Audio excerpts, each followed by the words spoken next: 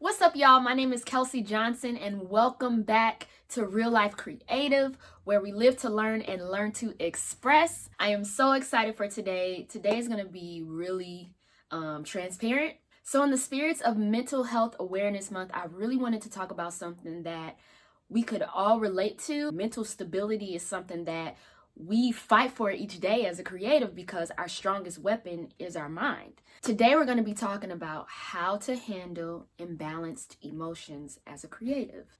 We all have experienced some type of emotional imbalance in our life, and when it hits, what do? We have the choice to ignore it or face it. Now, when we ignore these emotions or allow it to consume us, that's when we create a level of stagnation, not only in our creativity, but in our lives. Now, I am not a therapist. I am just a creative who has been through life. I just want to share what I learned through my process to help you guys. So, let's go.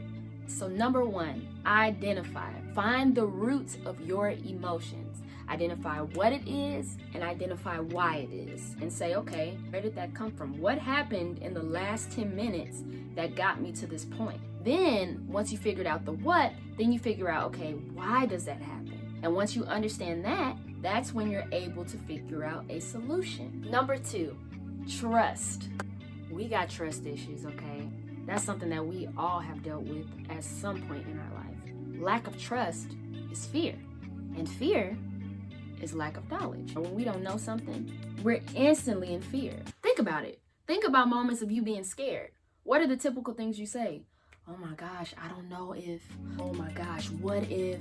So anytime you're in fear, it's because you don't know. So what do? You gain understanding to the best of your ability. Number three, change your focus. When we are going through all of these emotions, we're literally focused right on that thing. And that's what makes it bigger and bigger and bigger, right? So what we need to do is change our focus. In 2014, it was December 28th. We had just gotten home from my sister's Sweet 16. So I was getting things from my mom's car. And as I was walking across the street, a car came and hit me, right? So as a pedestrian, I'm flying, right? And then there's another intersection where there's another car coming and I get hit by that car. So I'm flying again. Then I fall on a parked car and then I fall on the street. Yeah. So I'm out like a light and they called 911. And when I got to the hospital, I didn't remember a lot of people. My bone was shattered in my right leg. So I had to get surgery to get a metal rod put in my leg. Then from the impact of the cars, some of the teeth in the front of my mouth got knocked out. And then another one got pushed up in my gums from the impact. And then, of course, I had scars and scratches and bruises, but they were mainly saying like, okay, we got to get her to walk again because we're not sure when she'll be able to walk. To be in this state was very new for me. I refused to be a patient. They eventually released me to where I was able to stay home. And then after that, I was like, Mom, I cannot stay here and be reminded of this accident, because 2014 I was still in college. So I was like, Mom, can you at least take me back to Chicago and I can just be around my friends? Let me just be around life. My parents allowed me to go to Chicago, get therapy out there. Their projection for how long I would be walking was like 8 months to a year at least. Within 2 months, I was walking again and I was performing on stage. There is truly a power in changing your focus. All I was focused on was getting better and I didn't have any other choice but to walk and focus on the positive side. And now to this day, people can't even tell that I actually went through that. So yeah, changing your focus changes things. So that brings me into my next point. Don't give up. When we face issues in life, it is so easy to say, okay, I don't want to do this anymore. Because of life hitting us continually, we feel like we're getting picked on. But we have to realize that it's literally personal training for what we're born to do. You're not unlucky.